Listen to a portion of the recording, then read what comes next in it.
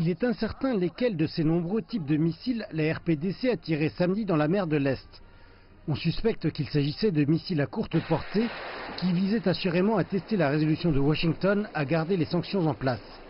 La Corée du Sud, qui avait été encline à assouplir les restrictions financières, avait adopté un ton plus ferme le jour précédant les multiples tirs. La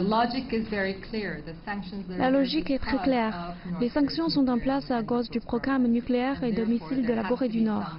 Par conséquent, il doit y avoir une action substantielle, visible et concrète sur cette voie pour que la communauté internationale fasse quelque chose au sujet des sanctions.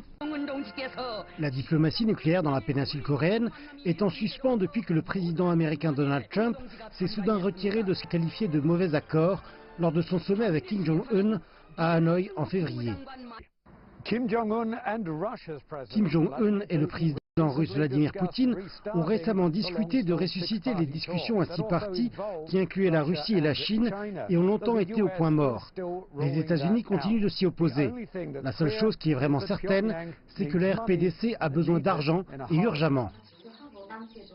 L'ONU a publié vendredi un rapport avertissant que la RPDC avait réduit ses rations alimentaires à leur niveau le plus bas pour cette époque de l'année et qu'elle pourrait les réduire davantage en l'absence d'aide internationale.